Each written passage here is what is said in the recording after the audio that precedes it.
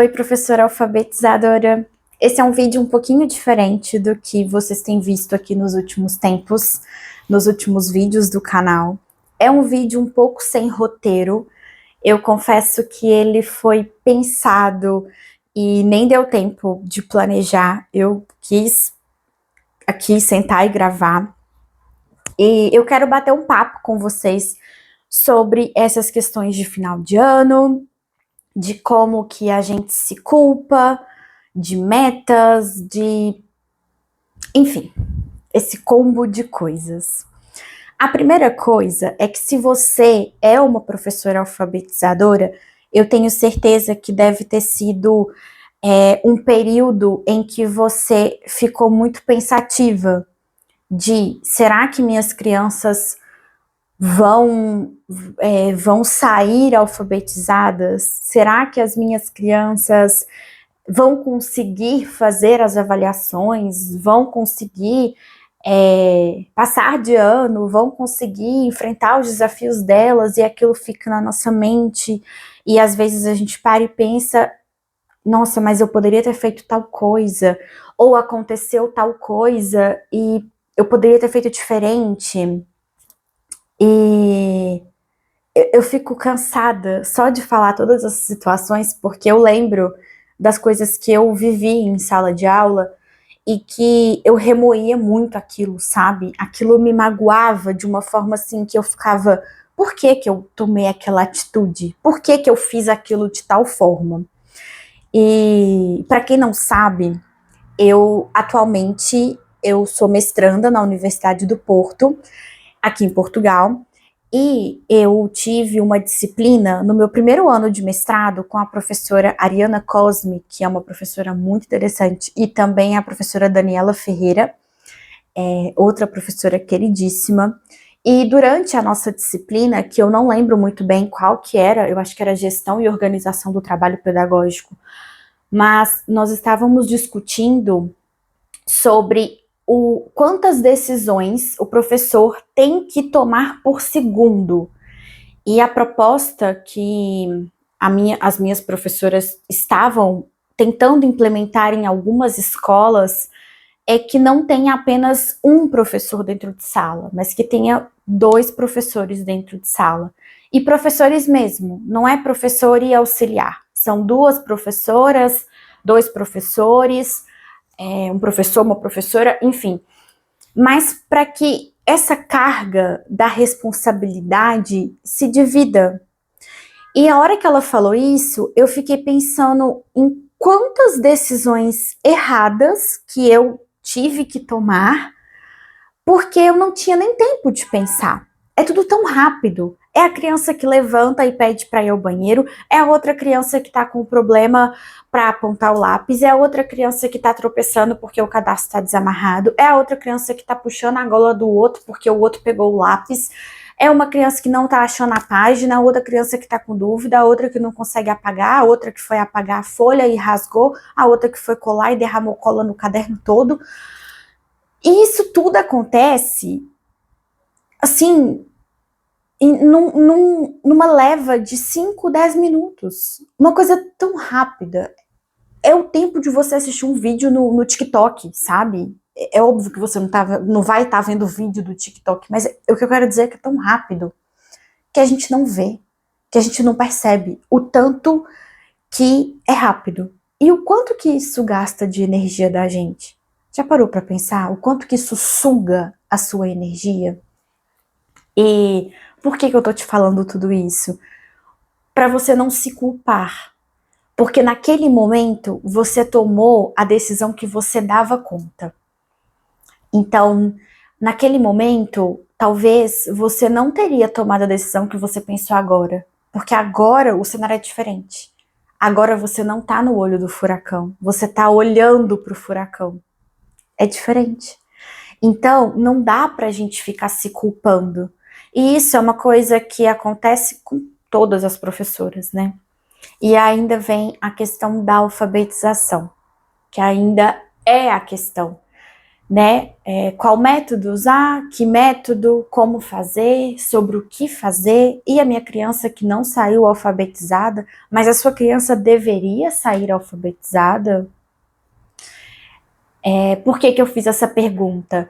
Porque é muito importante que você saiba quais são as metas que você precisa atingir com essas crianças. Por exemplo, as crianças do primeiro ano do ensino fundamental, elas não são obrigadas, não é esperado que elas saiam alfabetizadas. É esperado que elas já estejam no nível alfabético. Mas uma criança, para ela ser alfabetizada, ela precisa ler e escrever pequenos textos. Então, é diferente de estar no nível alfabética. E eu tô te contando isso porque tem coisas que, de fato, pode ser culpa nossa, mas tem coisas que não.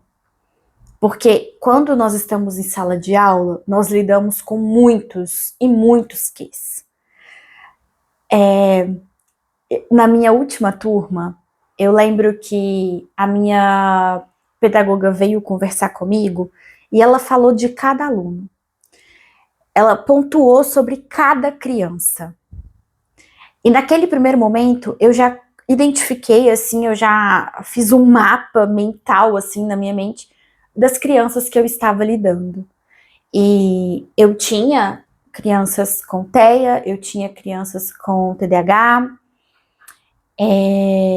mas as que não tinham nenhum transtorno, ou dificuldade, ou deficiência, elas eram crianças que precisavam de outras necessidades. O que eu quero dizer é que toda criança precisa de alguma coisa. Tem uma criança que tem uma questão, por exemplo, de hiperapego com a família. Tem a outra criança que tem uma questão de superioridade, que ela se sente superior a outras crianças. Tem outras questões, tem outras crianças que ainda têm questões que estão em andamento. As crianças que lidam com a chegada do irmão mais novo, a criança que lida com o falecimento de um ente querido, a criança que lida com a separação dos pais. Então, assim, são muitos e muitos ques, e tudo isso demanda muita energia da gente. Tudo isso é muito cansativo. Então, eu quis gravar esse vídeo para te dizer que agora é a hora de você descansar, de você relaxar os ombros, respirar fundo, se acalmar, porque passou. É uma página que está sendo virada. Então, entrega isso que passou, entrega esse ano que passou para as professoras daqui da Europa que me assistem, que ainda estão em ano letivo.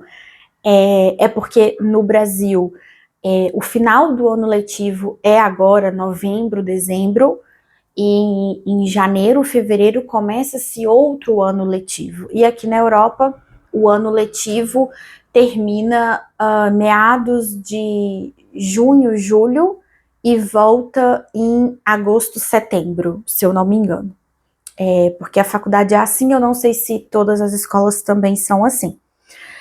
Mas então, professora, relaxa. Agora é a hora de você curtir, de você descansar, de você se permitir descansar. Porque tem hora que a gente precisa descansar, mas a gente não se permite.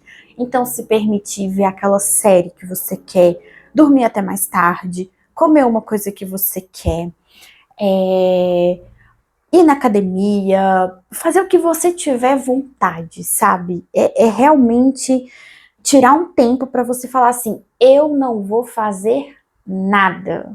Eu sei que seu guarda-roupa tá bagunçado, que o armário da sua cozinha também deve estar, mas depois você arruma. Vai arrumar lá pro final das férias, sabe? Ou, sei lá, viva, viva esse momento seu, para você.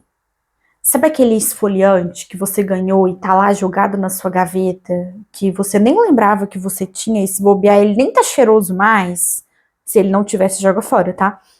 Mas se ele tiver, vai tomar seu banho prêmio, vai deixar a água cair assim no seu cabelo, e vai fazer uma hidratação nesse cabelo, vai fazer a sobrancelha, vai cortar o cabelo, vai cuidar de você, porque você precisa recarregar essa energia que está sendo consumida desde o início do ano para o ano seguinte.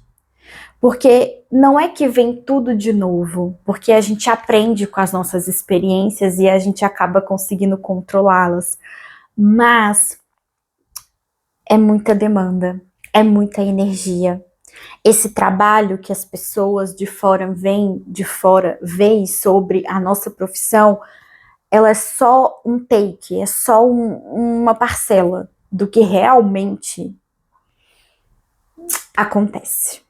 Então, esse é um lembrete para você cuidar de você fazer o que você tem vontade, porque você merece, porque você trabalhou muito e muito duro.